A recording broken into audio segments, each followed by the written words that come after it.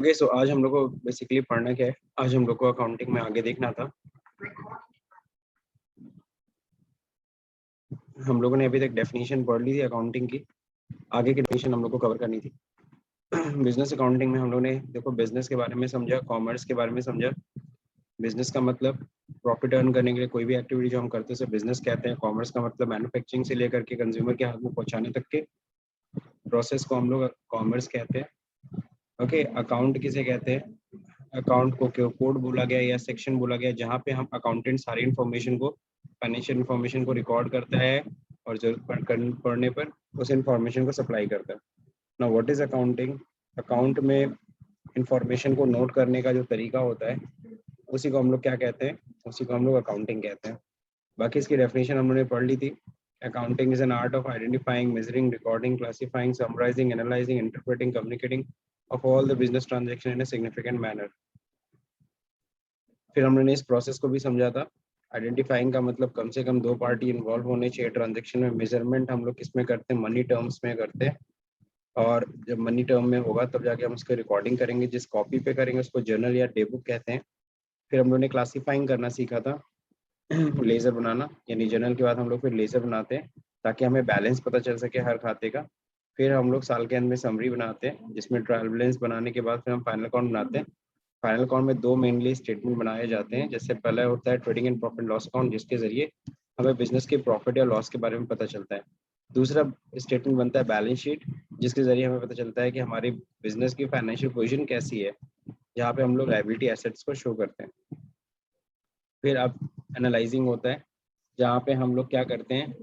Comparison करते हैं अपने डेटा को दूसरी कंपनी के डेटा से या फिर अपने इस साल के डेटा को अपने पिछले साल के डेटा से। ओके, जिसके लिए हम लोग रेशियो एनालिसिस का यूज़ करते हैं। और ये एनालाइजिंग क्यों किया जाता है? ताकि हम अपने बिजनेस के वीक और स्ट्रॉन्ग पॉइंट का पता लगा सकें।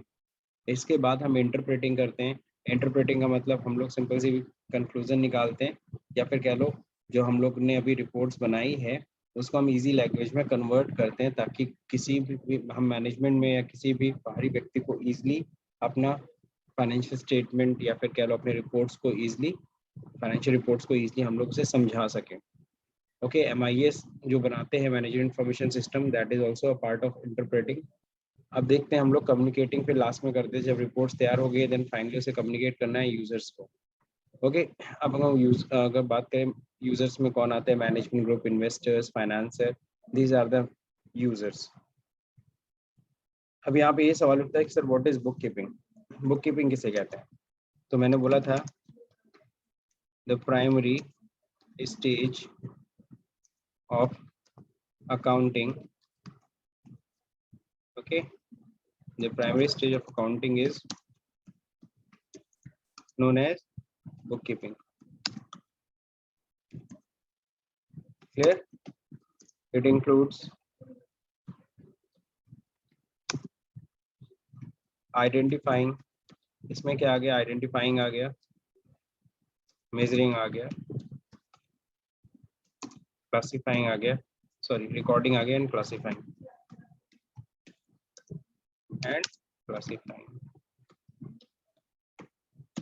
क्लियर? तो ये सारी चीजें आती है आपकी, यानी आप कह सकते हैं जर्नल बनाना एंड लेजर, ठीक है ना, which is known as,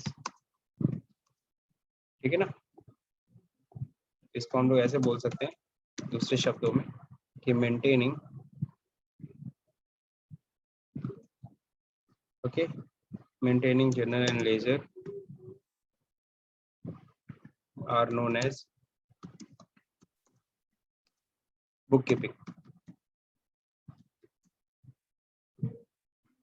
ठीक है, तो समझ में आ गया सब लोग को कि नहीं आ गया? तो बुक कीपिंग का मतलब भी सब लोग समझ में आ गया होगा। बुक कीपिंग का मतलब क्या होता है? जर्नल बनाना, लेजर बनाना, these are the book keeping. ये रेगुलर एक्टिविटी होती है हमारे बिजनेस की जो हम रेगुलर करते हैं, एवरी डे करते हैं, ठीक है। और जो साल के अंत में करते हैं, ध्यान रहे वो बुक कीपिंग में नहीं आएगा। चलिए ठीक है, तो मेरे ख्याल से आप लोग को बुक कीपिंग का मतलब समझ में आ गया। अब आगे हम लोग पढ़ते हैं क्या? यूजर्स ऑफ अकाउंटिंग इंफॉर्मेशन, ये जानना बहुत ज़रूरी है कि यूजर्स कौन होते हैं, ठीक है। तो यूजर्स ऑफ अकाउंटिंग इंफॉर्मेशन हम लोग को देखना है कि who is the users of accounting information, ठीक है, यूजर्स ऑफ अकाउंटिंग इंफॉर्मेशन। तो देखो दो तरह के यूजर होते हैं, एक होता है क्या इंटरनल यूजर, ओके, और एक होता है क्या एक्सटर्नल यूजर। अब आपको ये समझना है वो इंटरनल यूजर किसे कहते हैं और एक्सटर्नल यूजर किसे कहते हैं। कोई आपसे पूछता है यूजर्स ऑफ अकाउंटिंग इंफॉर्मेशन होते क्या, तो आपको सिंपल सा बोलना है there are two type of users, है ना। अकाउंटिंग इंफॉर्मेशन के दो तरह के यूजर्स होते हैं। इसमें सबसे पहला हम लोग पढ़ रहे हैं इंटरनल यूजर और एक्सटर्नल यूजर। इंटरनल यूजर किसे कहते हैं, हम लोग सिंपली बोल सकते हैं मैनेजमेंट ग्रुप, ठीक है ना। तो जो कंपनी का जो मैनेजमेंट ग्रुप है उसी को हम लोग क्या कहते हैं, इंटरनल यूजर। तो कंपनी के मैनेजमेंट ग्रुप को हम जैसे कि बोल रहे हैं इंटरनल यूजर। मैनेजमेंट ग्रुप का मतलब क्या होता है, कोई आपसे पूछे तो सिंपल लैंग्वेज में बोल सकते हैं who makes the end take the decision. Clear है। तो सिंपल सी चीज है, अगर बात करें हमारी कंपनी के लिए तो who is management group. Management group में कौन आता है, मैनेजमेंट ग्रुप में सिंपल सा who makes the plan and take the decision. जो कंपनी के लिए प्लानिंग करते हैं, जो लोग कंपनी के लिए डिसीजंस लेते हैं, वही मैनेजमेंट ग्रुप है। तो मैनेजमेंट ग्रुप को बेसिकली क्या बोला गया है, इंटरनल यूजर्स, ठीक है ना। तो इंटरनल यूजर्स में सर कौन कौन आ जाएंगे, तो इंटरनल यूजर्स में सिंपल सा अगर हम बात करें कंपनी के जो डायरेक्टर हो गए, डायरेक्टर्स आ गए, है ना, मैनेजर आ गया, ठीक है। फिर इसके बाद बात करें ओनर आ गया, ठीक है ना। फिर इसकी बात करेंगे कौन, ऑफिसर आ गया। ऑफिसर तक के लोग मतलब प्लानिंग का हिस्सा होते हैं, वो लोग प्लान बनाते हैं और डिसीजंस लेते हैं। तो इसीलिए इन लोगों को मैनेजमेंट ग्रुप, ये इंटरनल यूजर है। जब कंपनी का फाइनेंशियल रिपोर्ट बनता है तो सबसे पहले इंफॉर्मेशन इनको दिया जाता है, बिकॉज ये प्राइमरी यूजर्स एक तरह से कह सकते हो हम इसे। अब एक्सटर्नल यूजर में कौन आते हैं, एक्सटर्नल यूजर में जो देखो दो ग्रुप है। एक्सटर्नल यूजर में भी हम लोग बात करें, इसको मैं ए भी कर लेता हूँ, इसको बी कर लेता हूँ, इंटरनल यूजर, एक्सटर्नल यूजर। अब एक्सटर्नल यूजर में भी दो होते हैं। पहला क्या होता है, पहला हम लोग बोलते हैं फाइनेंसिंग ग्रुप।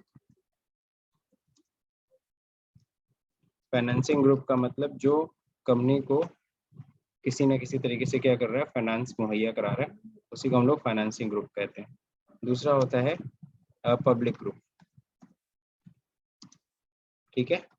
तो अगर हम बात करें सबसे पहले फाइनेंसिंग ग्रुप में कौन आएगा सर, तो फाइनेंसिंग ग्रुप में आ जाएंगे जस्ट लाइक लेंडर। लेंडर मतलब जस्ट लाइक जो बैंक, बैंक हम लोग उधार देते हैं, ठीक है ना। महाजन साहूकार भी उधार देते हैं, और भी बहुत सारी प्राइवेट कंपनी, फाइनेंस कंपनी है जो उधार देती है। तो जो बैंक जैसे कि सबसे बड़ा लेंडर है, जिनसे बिजनेसमैन लोन लेते हैं, तो बिल्कुल लेंडर। अगर हम बात करें, लेंडर भी हमारी अकाउंटिंग इन्फॉर्मेशन की नॉलेज रखना चाहते हैं, क्योंकि जाहिर सी बात है अगर तुम बैंक से लोन लेने जाओगे ना, सबसे पहले वो कहते हैं पिछले 3 साल का फाइनेंशियल स्टेटमेंट लगा के दिखाओ, या फिर फ्यूचर का दिखाओ, भविष्य के 3 साल का दिखाओ, प्रॉफिट एंड लॉस का बैलेंस शीट अनुमानित के आधार पे। तो दैट मीन्स वो क्या करना चाहते हैं, वो तुम्हारी फाइनेंशियल रिपोर्ट देखना चाहते हैं कि तुम्हारी क्या परफॉर्मेंस है, तुम्हारा क्या फाइनेंशियल पोजीशन है, क्या तुम्हें लोन देना चाहिए कि नहीं देना चाहिए। और जब भी आपका साल खत्म होता है, जब भी प्रॉफिट एंड लॉस आता है, वो जरूर वो देखना चाहते हैं कंपनी की हालत इस समय क्या चल रही है, लोन वापसी होगी कि नहीं होगी, कैसे क्या करना है ना। तो लेंडर हो गए। फिर हम लोग बात करते हैं किसकी, इन्वेस्टर्स की। तो इन्वेस्टर्स भी होते हैं। अगर हम इन्वेस्टर्स की बात करें तो इन्वेस्टर्स भी किस में आते हैं, ये भी फाइनेंसिंग ग्रुप में आते हैं। ये भी कहीं ना कहीं कंपनी को क्या करते हैं, कंपनी में पैसा लगाते हैं, कंपनी की बातों को समझते हैं, और उन्हें लगता है कि हाँ कंपनी में ग्रोथ होगा, ओके। और वो हर साल के फाइनेंशियल स्टेटमेंट नहीं, साल के अंत का वेट नहीं कर, वो 6 मंथली रिपोर्ट्स को बड़ा ध्यान से देखते हैं। 6 मंथली भी नहीं, क्वार्टरली कह सकते हो। वो क्वार्टरली रिपोर्ट्स को चेक करते रहते हैं। कंपनी का जैसे क्वार्टर रिपोर्ट आता है तुरंत वो उसे देखते हैं कि कंपनी की पोजीशन कैसी चल रही है, क्या कंपनी का वायबिलिटी और बढ़ रहा है कि घट रहा है, उस हिसाब से हमें पैसा उसमें रखना चाहिए कि पैसा निकालना चाहिए। इन्वेस्टर भी इनडायरेक्टली हमें कंपनी को क्या करते हैं, फाइनेंस करते हैं। और कौन होते हैं, ठीक है ना, लेंडर हो गए, इन्वेस्टर्स हो गए, ठीक।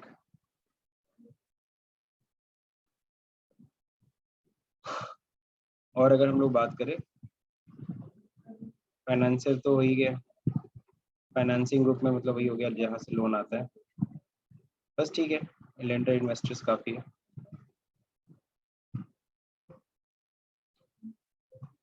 सप्लायर भी बोल सकते हैं। तो सप्लायर कौन होते हैं सर? सप्लायर आप सभी लोगों को पता है, जो कंपनी को गुड्स देते हैं ऑन क्रेडिट। जैस सप्लायर मतलब जो वही सामान जिससे हम खरीद रहे हैं, अब वो नगद भी बेचता होगा, उधार भी बेचता होगा, तो सप्लायर हमें क्रेडिट भी देता है। क्योंकि देखो, सप्लायर को हमारी इन्फॉर्मेशन है, उसे पता है कि भाई इनके अच्छे बिजनेस चल रहा है, अभी आज अगर सप्लाई करते हैं तो मान लो अगर गुड्स अगर वो हमें भेज भी रहा है तो उसका जल्द से जल्द पेमेंट आ जाएगा। फॉर एग्जाम्पल मैं किसी क्या नाम है, मैं किसी भी सपोज करो सप्लायर को कॉल करता हूँ, मेरे को 10 लाख का माल चाहिए, मैंने भी कॉल किया, 2 दिन के अंदर माल आके सामने खड़ा हो गया, मतलब वो ट्रक आ गया सारा गुड्स, तो जाहिर सी बात है सप्लायर को मेरी फाइनेंशियल इन्फॉर्मेशन की नॉलेज है कि भाई इनका बिजनेस अच्छा चल रहा है, कोई दिक्कत है नहीं, पेमेंट क्लियर हो जाएगा, तभी वो हमें क्या कर रहा है, तभी उसने हमें तुरंत क्या कर दिया, हमें माल सप्लाई कर दिया। बात समझे कि नहीं समझे? और उसे पता है कि भाई 1 हफ्ते के अंदर या 10 दिन के अंदर या 20 दिन के अंदर पेमेंट आ जाएगा, तो वो इस चीज को लेकर के ना निश्चिंत है। तो चूंकि वो निश्चिंत है इसीलिए उसने गुड्स भेज दिया। तो इसका मतलब आप समझ रहे हो ना, इसका मतलब सप्लायर भी हमें इनडायरेक्टली फाइनेंस करता है। ठीक है। अब हम बात करेंगे पब्लिक ग्रुप। कौन से पब्लिक ग्रुप? तो ध्यान रहे ये सभी लोग एक्सटर्नल यूजर हैं, they are not part of management group. ये लोग कंपनी के लिए कोई डिसीजन मेकिंग ये सब काम नहीं करते, लेकिन हाँ ठीक है, ये भी हमारी इंफॉर्मेशन को, फाइनेंशियल इंफॉर्मेशन को बड़ी बारीकी से देखते हैं। अब पब्लिक ग्रुप में देखो कौन आता है। पब्लिक ग्रुप में सबसे पहले तो गवर्नमेंट एजेंसी आती है। देखो गवर्नमेंट एजेंसी भी हमारी प्रॉफिट एंड लॉस को देखना चाहता है, बैलेंस शीट प्रॉफिट परफॉर्मेंस देखना चाहता है। देखो परफॉर्मेंस क्यों देखना चाहता है, जाहिर सी बात है कि गवर्नमेंट एजेंसी में आपको पता है टैक्स डिपार्टमेंट आता है, इनकम टैक्स डिपार्टमेंट, जीएसटी, तो दे आर, वो पूरी तरह से देखते हैं भाई क्या आपके बिजनेस में कैसा चल रहा है, प्रॉफिट है तो उस पर आपने प्रॉपरली टैक्स दिया है कि नहीं दिया, तो इन्हें टैक्स वसूलना होता है। सो फिर बात करते हैं कस्टमर। तो हमारी कंपनी के जो कस्टमर्स होते हैं ना, वो भी क्या है, वो भी हमारी फाइनेंशियल इन्फॉर्मेशन देखना है। सवाल उठता है सर एक चीज बताइए, जो कस्टमर जो हमसे सामान खरीदा वो हमारी फाइनेंशियल इन्फॉर्मेशन क्यों देखे? ओके, लेकिन एक चीज बता दो, जब कस्टमर की बात होती है तो कस्टमर का हम लोग बार बार अपने बारे में कंज्यूमर्स के पॉइंट ऑफ व्यू से सोचने लगते हैं। नहीं, कस्टमर देखो, मैन्युफैक्चरर जो है ना कंपनी, मैन्युफैक्चरिंग कंपनी के लिए उसका होलसेलर कस्टमर है, होलसेलर के लिए उसका रिटेलर कस्टमर है, रिटेलर के लिए हम लोग कस्टमर है। यानी हम लोग अपने आप को कह सकते हैं इस कस्टमर चैन की सबसे लास्ट की कड़ी, दैट इज कंज्यूमर। ठीक है। तो अगर हम बात करें जो होलसेलर है वो किसका माल उठाए, कौन सा माल उठाए, ये देखता है कि किसका इस समय मार्केट अच्छा चल रहा है, किसका इस समय प्रॉफिट अच्छी जा रही, प्रॉफिट अच्छी जा रही इसका मतलब उसका सेल अच्छा हो रहा है घूम फिर के। तो बिल्कुल, तो कस्टमर भी आपकी फाइनेंशियल इंफॉर्मेशन जानना चाहता है। एम्प्लॉयज, आपकी कंपनी के जो एम्प्लॉय हैं, जो लेबर हैं, ये भी जानना चाहते हैं। क्योंकि जाहिर सी बात है अच्छी प्रॉफिट अगर कंपनी कमाएगी तो कल को इन्हें क्या चाहिए, कल को इन्हें बोनस चाहिए। एम्प्लॉय भी देखता है भाई देखो कंपनी अच्छी चल रही तो हम टिके, नहीं तो दूसरी कंपनी में जॉब ढूंढा जाए। तो बिल्कुल they are cover under the public group, और ये भी एक्सटर्नल यूजर है, तो ये भी हमारी कंपनी के इन्फॉर्मेशन, फाइनेंशियल इन्फॉर्मेशन को देखते रहते हैं। पता है लेबर के बारे में नहीं सुना आप लोग? लेबर लोग हड़ताल कर देते हैं हमारी मांगे पूरी करो। तो जो आप सभी को पता है लेबर में एक लेबर यूनियन होता है, और labour union leader, labour union होते हैं, और लेबर यूनियन में क्या होता है, एक लीडर होता है। वो लीडर क्या करता है, अकाउंट्स डिपार्टमेंट के बाहर खड़ा रहता है जिस दिन फाइनेंशियल स्टेटमेंट तैयार हो रहा होता है। अब जैसे ही फाइनेंशियल स्टेटमेंट रेडी हो, बस इतना ही पूछता है यार प्रॉफिट कितनी हुई है। तो जैसे वो बताता है भाई इतनी प्रॉफिट हुई है, वो जाता है सारे अपने अपने पूरे लेबरों को इन्फॉर्म करता है भाई देखो कंपनी ने इस साल इतना प्रॉफिट कमाया है, और ये किसकी मेहनत का नतीजा है, ये हमारी मेहनत का नतीजा है। और फाइनली वो फिर डिमांड करते हैं कि हमें बोनस दो, बोनस दो। तो एक तरीके से कह सकते हो लेबर भी कंपनी की फाइनेंशियल इंफॉर्मेशन को जानना चाहता है। ठीक है। तो ये था यूजर्स। और याद होगा हम लोग ने कम्युनिकेटिंग की जब बात की थी कि हमसे फाइनेंशियल रिपोर्ट रेडी हो जाता है उसे कम्युनिकेट करते हैं यूजर्स को। तो यूजर्स में कौन आते हैं, ये सभी के सभी यूजर्स आते हैं। 2 तरह के यूजर्स हैं, आप लोग को हमेशा ध्यान रखना है, इंटरनल यूजर्स और एक्सटर्नल यूजर। इंटरनल यूजर में मैनेजमेंट ग्रुप आएगा, जबकि एक्सटर्नल यूजर में financing group and public group आता है। चलिए, तो ये हम लोगों ने कवर कर लिया यूजर्स। अब हम लोग को एक बहुत ही इम्पोर्टेंट चीज पढ़ना है, उसे हम लोग कहते हैं अकाउंटेंसी। सवाल उठता है, सर अभी तक आपने क्या पढ़ाया? अभी तक मैंने आपको अकाउंट पढ़ाया। अकाउंट इज अ कोड और section where accountant record and supply the information. Next हम लोग ने अकाउंटिंग की डेफिनेशन पढ़ी, जो अकाउंटिंग, जो हम लोग अकाउंट्स की बात कर रहे हैं, जो बुक की बात कर रहे हैं, उसमें फाइनेंशियल इंफॉर्मेशन को कैसे रिकॉर्ड किया जाए, कौन सा सिस्टमैटिक वे हो, this is called accounting. Now what is accountancy? अब अकाउंटेंसी कैसे कहते हैं? अकाउंट मतलब, हाँ हिंदी में बता दे रहा हूँ, अकाउंट को खाता कहते हैं हिंदी में, और अकाउंटिंग को लेखा कर्म कहते हैं हिंदी में, अकाउंटेंसी को हिंदी में कहते हैं लेखा शास्त्र। तो आप सभी को पता है शास्त्र मतलब समझ ही गए होंगे सब लोग। बिना शास्त्रों के ज्ञान के क्या हम अकाउंटिंग कर सकते हैं? नहीं। तो अकाउंटेंसी मतलब अकाउंट का जो शास्त्र है उसकी पहले नॉलेज आपको रखनी पड़ेगी। तो अगर आपसे कोई पूछता है व्हाट इज अकाउंटेंसी, तो हमें क्या बोलना चाहिए? तो देखो, मैं अपने लैंग्वेज में इसको आपको समझा रहा हूँ। इट इज अ, अगर हम लोग अकाउंटेंसी की बात करें, it is a pool of knowledge. समझ रहे हो? जैसे स्विमिंग पूल होता है ना, स्विमिंग पूल में पानी भरा होता है, लेकिन ये एक ऐसा पूल है जहाँ नॉलेज भरा हुआ है। तो it is a pool of knowledge where all the concept and principle of accounts, है ना, is defined and on the basis of which we do accounting। ठीक है, बहुत सिंपल सी चीज है। It is a pool of knowledge, ये एक ऐसा पूल है जहाँ नॉलेज भरा हुआ है, किससे related? Where all the concepts and principle of accounts are defined, जहाँ अकाउंटिंग के सारे प्रिंसिपल, सारे कंसेप्ट क्या है, डिफाइन किए गए। And on the basis of which we done accounting, we do accounting, जिसके बेस आधार पे हम लोग क्या करते हैं, अकाउंटिंग करते हैं। तो बिना अकाउंटेंसी की नॉलेज के क्या हम अकाउंटिंग कर सकते हैं? नहीं, नहीं कर सकते। ठीक है, तो अकाउंटेंसी की नॉलेज तो आपको चाहिए ही चाहिए। ठीक, तो ये रहा हम लोग का कंप्लीट थियरी। फिलहाल हम लोग ने बेसिक्स यानी फंडामेंटल ऑफ अकाउंट्स में जो हम लोग ने बेसिक्स, जो कुछ इंपॉर्टेंट पॉइंट थे जो हमें समझने होते हैं, और अगर हम लोग बिजनेस अकाउंटिंग कर रहे हैं तो कोई भी कल को बंदा पूछ सकता है, अच्छा tell me what is account, accountancy, accounting. तो और प्लस आप लोग को इन तीनों के बीच में डिफरेंस भी पता होना चाहिए कि अकाउंट क्या होता है, अकाउंटिंग क्या होता है, अकाउंटेंसी क्या होता है। तो ये हम लोग ने टास्क कवर कर लिया। अब हम लोग को देखो आगे क्या पढ़ना है। अब हम लोग बात करेंगे क्या, इम्पोर्टेंट बिजनेस, इम्पोर्टेंट अकाउंटिंग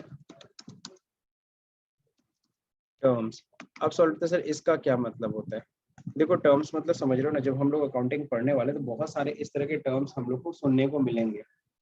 ठीक है ना, जैसे एसेट, लायबिलिटी, एक्सपेंस, इनकम, अभी पीछे भी हम लोगों ने पढ़ा हुआ है। अब हम लोग उसे उसका मीनिंग भी समझना है। ठीक है, तो इस तरह के बहुत सारे वर्ड्स होंगे जो आगे जाके हमें परेशान ना करे, इसलिए हम लोग पहले ही इसको समझ लेते हैं। सबसे पहला तो वर्ड है प्रोप्राइटर। तो हु इज प्रोप्राइटर? प्रोप्राइटर किसे कहते हैं? तो प्रोप्राइटर का मतलब आप समझ लो एक सिंपल वे में कि ये एक तरीके के क्या होता है, बिजनेस का ओनर होता है, या फिर कह लो द पर्सन, हम लोग ऐसे बोलते हैं, द पर्सन, ठीक है ना, who invest money and bear the risk, जो पैसा लगाता है और रिस्क उठाता है, कहाँ पर? बिजनेस में।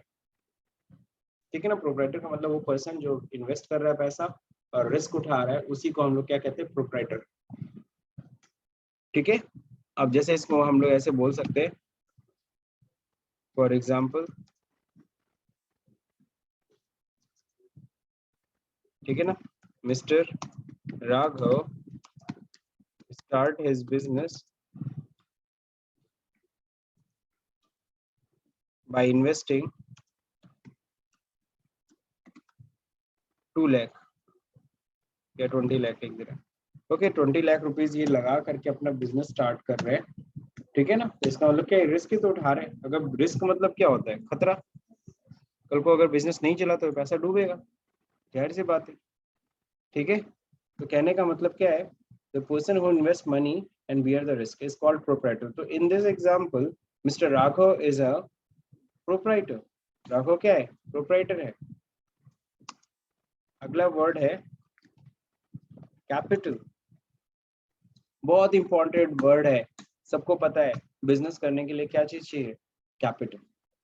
अगर आपके पास कैपिटल ना हो तो आप बिजनेस नहीं कर सकते। तो बिजनेस करने के लिए कैपिटल तो मस्ट होती है, ठीक है। चाहे वो 100 रुपए कैपिटल हो, चाहे वो 1 करोड़ कैपिटल हो, कैपिटल तो होनी ही चाहिए।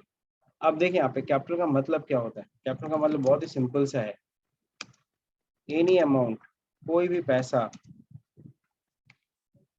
ठीक है ना, which a businessman invest into their business is called capital। मतलब समझे, एनी अमाउंट, एनी मनी कह सकते हो, any amount of money, any amount की चलो ठीक है काफी है, any amount which a businessman invest into their business, कोई भी पैसा जो बिजनेसमैन अपने बिजनेस में लगाता है इज कॉल्ड कैपिटल। ध्यान रहे बिजनेसमैन यानी ओनर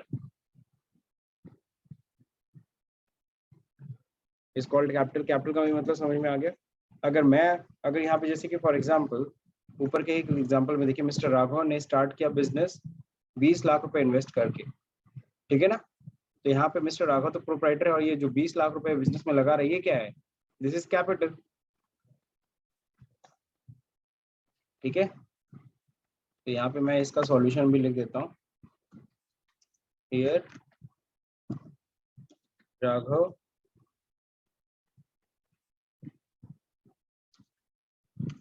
इज प्रोप्राइटर, ठीक है।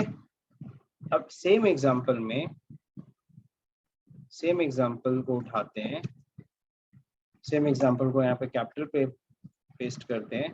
तो यहीं पे हम लोग बोल सकते हैं हियर कैपिटल इज कितना है, 20 लाख रुपीज। बात समझ में आया, here capital is 20 lakh rupees. अब थर्ड नंबर, एक और इम्पोर्टेंट चीज, drawing. Now what is drawing, drawing का मतलब क्या होता है, any amount, okay, any amount कह लो या एनी एसेट, एनी एसेट में लिख देता हूँ, any assets which a businessman withdraw, withdraw मतलब निकालना, withdraw from their business, okay, any asset which a businessman withdraw from their business for their personal use